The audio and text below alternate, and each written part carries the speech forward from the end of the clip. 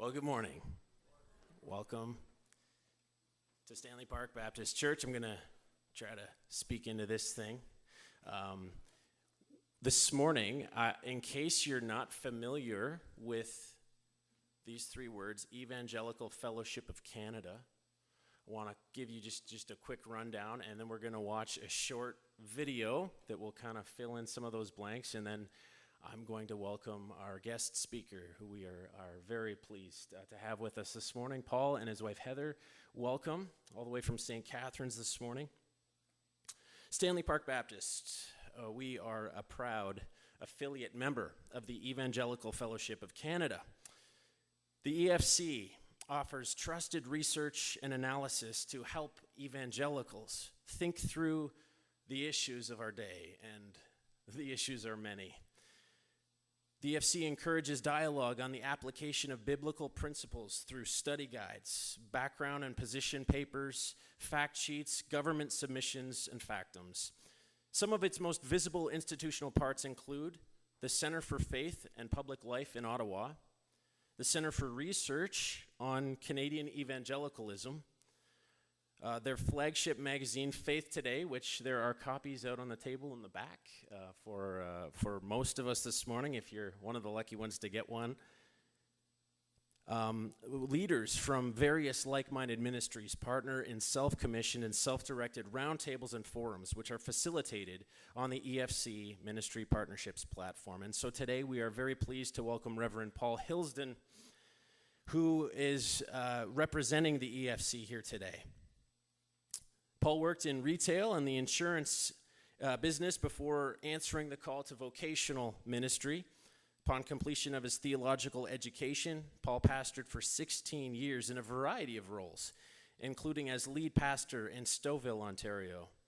During his years in the pastorate, Paul was a strong supporter of the work that the EFC does in assisting local churches to network together to impact their communities, as well as holding our governments accountable to their responsibility to lead Canadians toward a godly and just society. Paul served for 4 years on staff as the EFC's manager of affiliate relations, ending July 2012, but continues to speak on behalf of the EFC. He now also works as a realtor in the Niagara region and serves as the Niagara Regional Director for the Canadian Christian Business Federation. Did I stick to the notes okay? Does that kind of cover the basis, Paul? We are honored to have you here. Before we welcome Paul this morning, we're going to show a quick video, and then Paul can come on up. Thank you.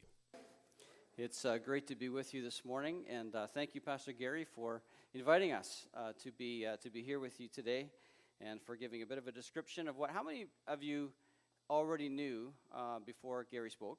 Quite a bit about the EFC and what we do, and sort of how we do it. So a few of you, great. Well, I'm going to help to inform some of you of some of the things that we're up to. But before that, I want to talk a little bit about the why we do what we do. And we already showed the slides of the scriptures earlier out of Matthew chapter 5, 13 to 16. Now, is anybody like me where there's parts of scripture that you kind of read them and you're going to go, huh?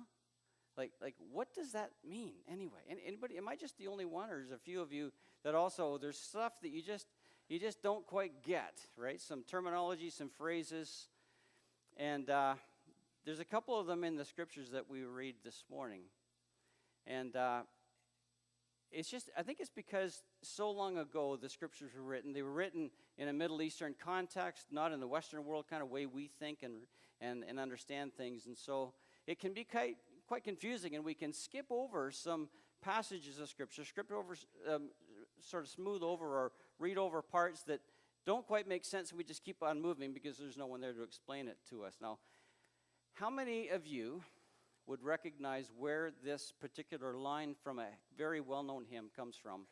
Here I lift my Ebenezer. Can anybody tell me what hymn that's from? Here I lift my Ebenezer. Here I raise my Ebenezer. Anybody? Anybody? Come on, you're a good Baptist. You should know this. Come thy fount of many blessings. That's right. That's the name of the hymn. In verse number 2, it has a line, here I raise my Ebenezer. Now, anybody know what an Ebenezer is? Okay, folks, anybody know? Okay, back in the back. What's an Ebenezer? That's right. Well done. He's a good Baptist back there. Probably find out that he's actually visiting as a Pentecostal or something. But anyway. But that is absolutely true. It's actually, Ebenezer is a Hebrew name given to males that means stone of help. That's what it means. But obviously, most of us, and I have sung that song hundreds of times and never known what an Ebenezer was. And like I said, it's because of that we can often go by passages of Scripture and miss the deep meaning of what is meant. And that's also true in the Scriptures we read this morning.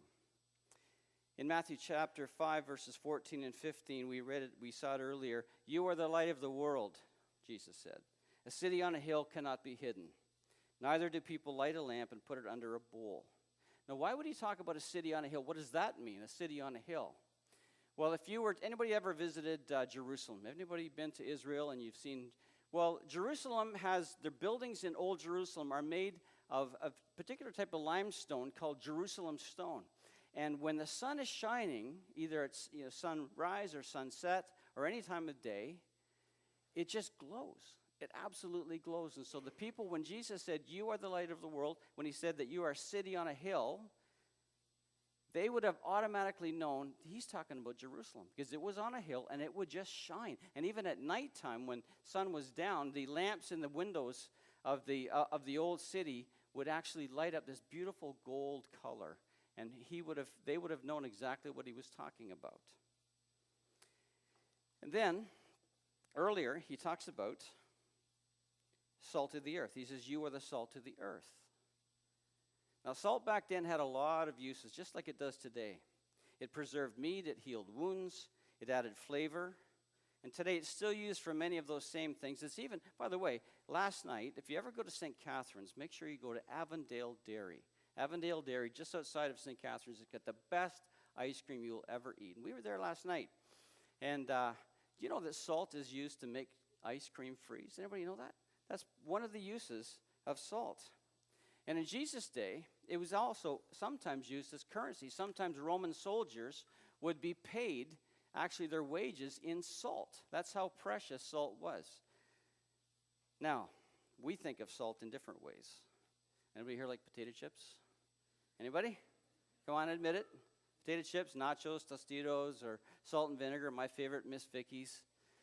Can you imagine eating salt-free potato chips? Like, what would be the point, right? Like, it just loses everything. But because salt was such a necessary substance back in Jesus' day, his point would have been very obvious to the people who were listening.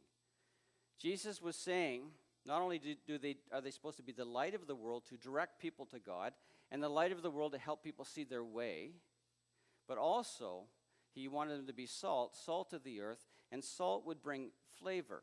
We're to bring God's flavor. He was saying to those people, and prior to that, he said he was the light of the world. Now he's telling them that they are the light of the world, and by extension, we are the light of the world because we're followers of Christ. So not only are we to bring light to our world, we're also to bring this flavor of God to our world. We're to be the salt of the earth.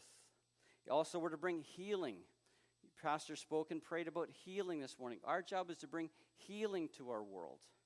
And it's also salt was used to preserve meat, to keep things from going, because they didn't have refrigerators or freezers. Salt would be used to preserve the meat, and we're here to preserve society, to help it stop going to decay. That's our job as being salt of the earth. These were very strong words, but it gets even tougher. He said that we can become as useless to our world as salt that has lost its saltiness.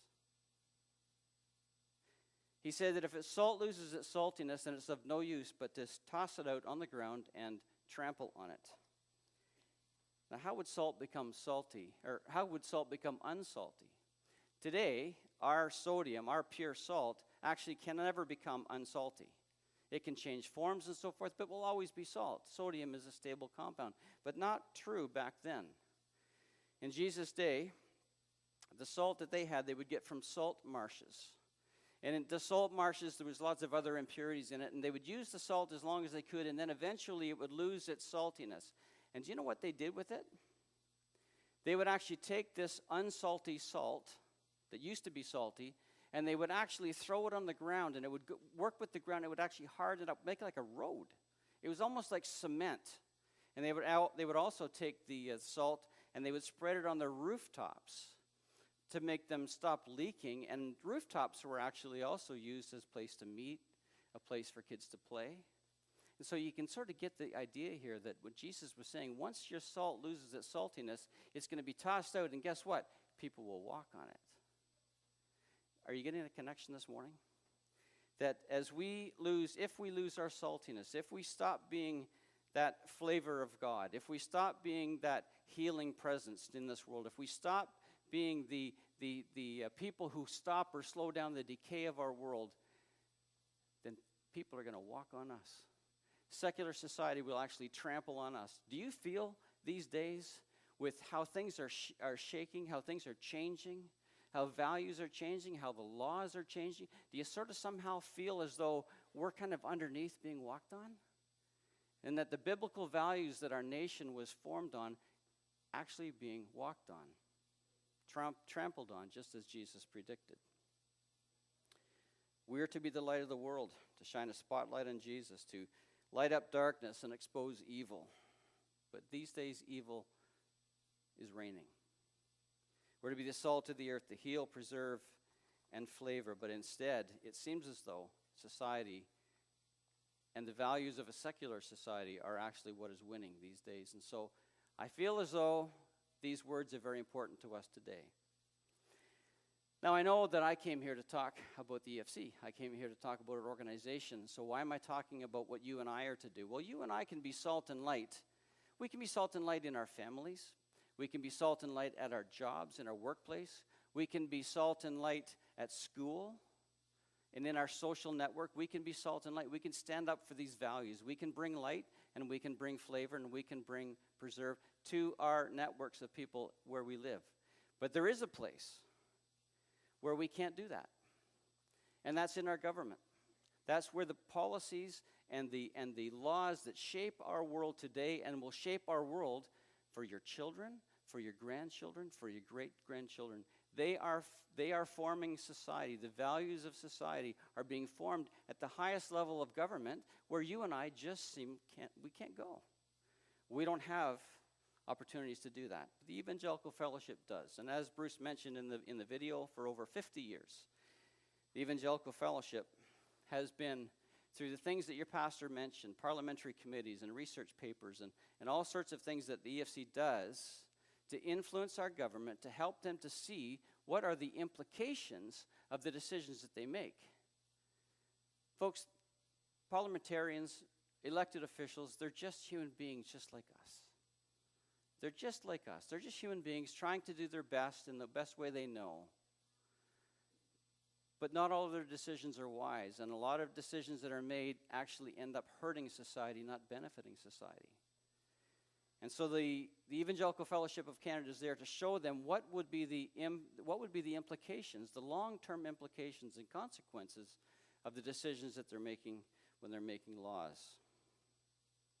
So I want to take a few minutes to make you aware of just a few of the issues that the EFC faces. There's many that they face.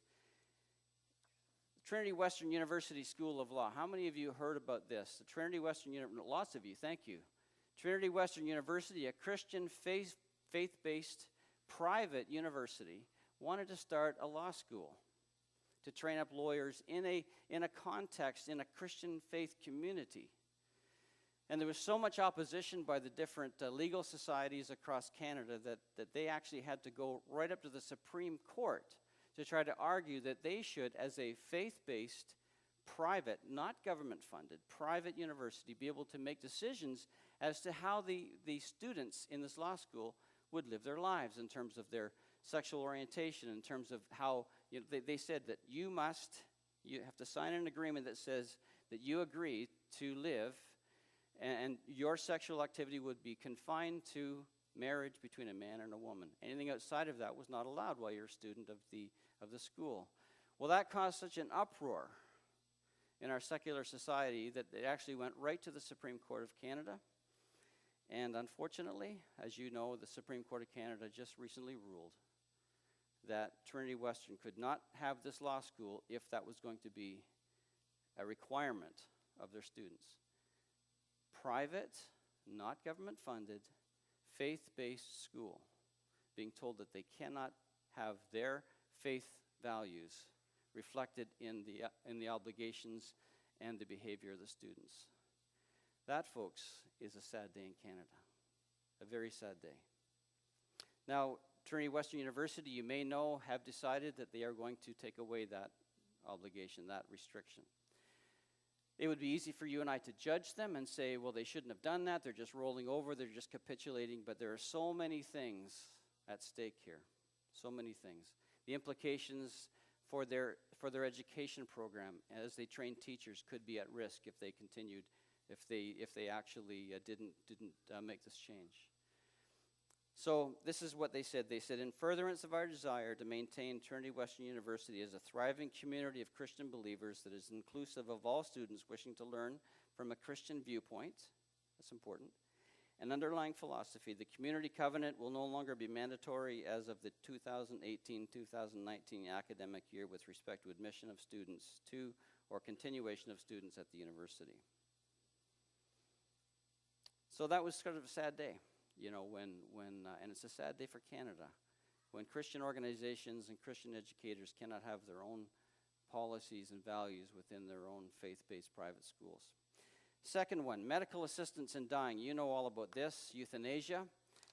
Since physician-assisted suicide was legalized, there's been a lot of debates and concerns and a lot of discussion as to what type of illness actually qualifies as one where someone should be able to or be allowed to end their lives with medical assistance.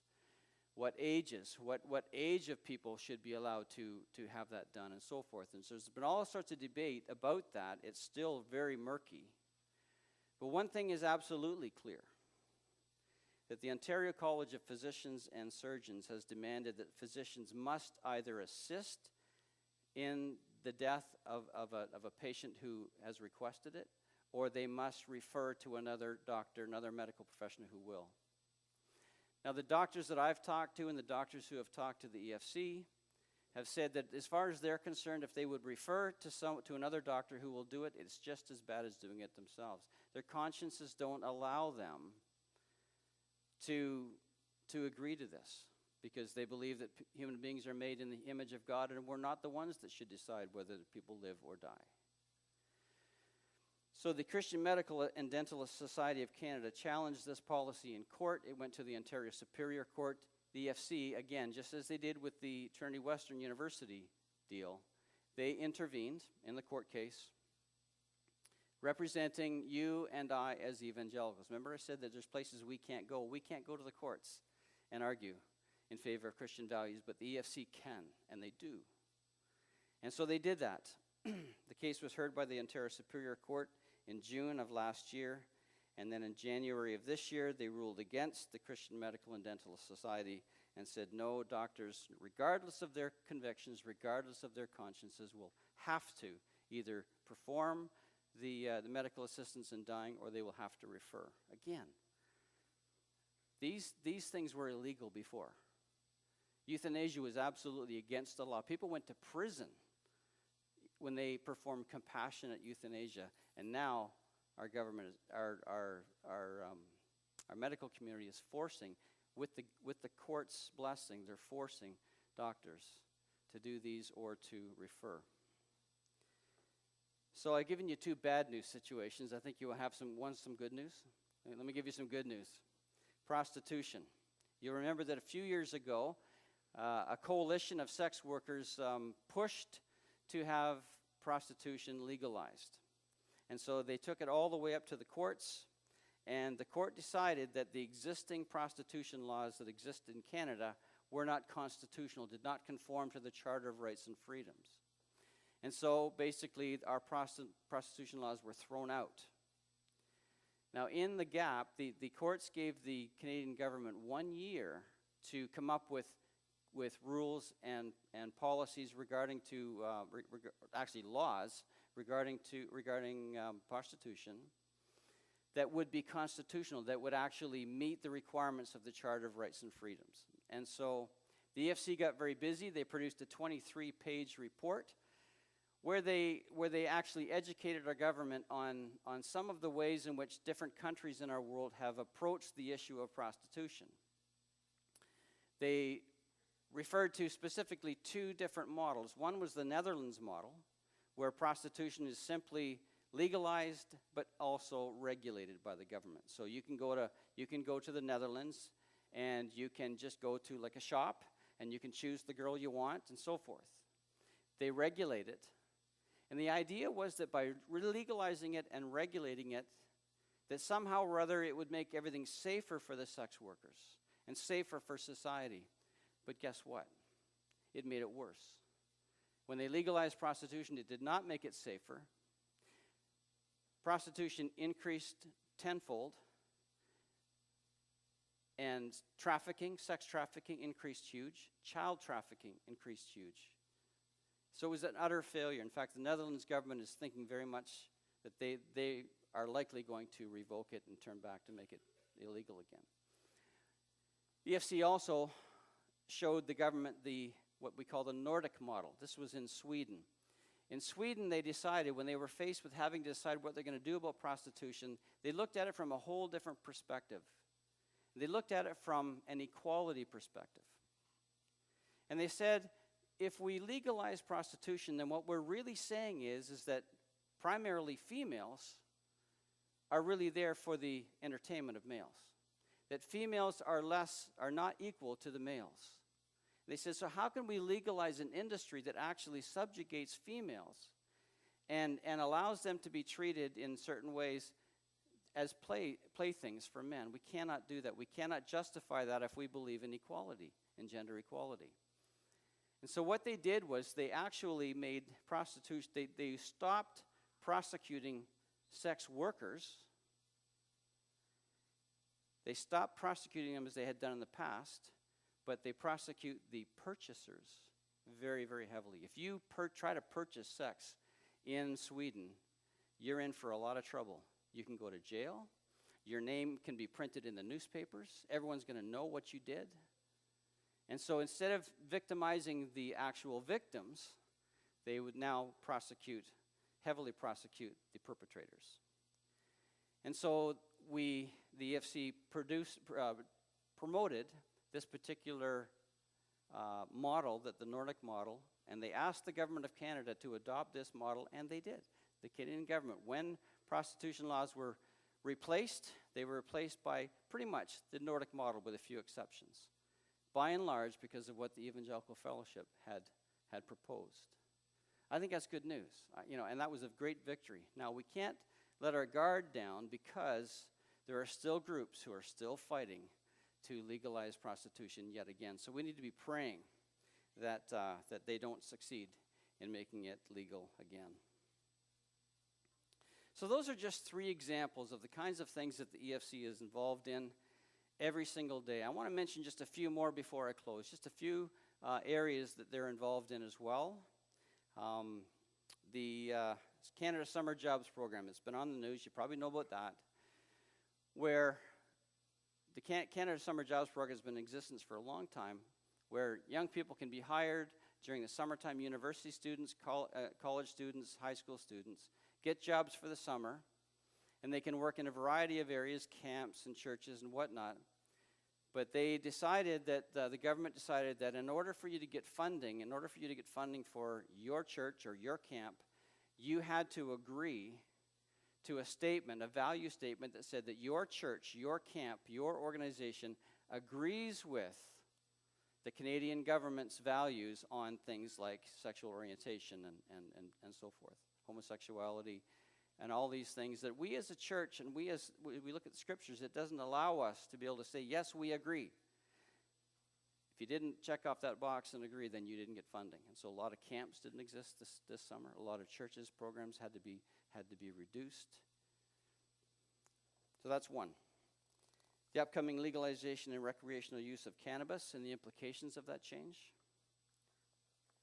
There are, I lost my place here. Hold on for a second.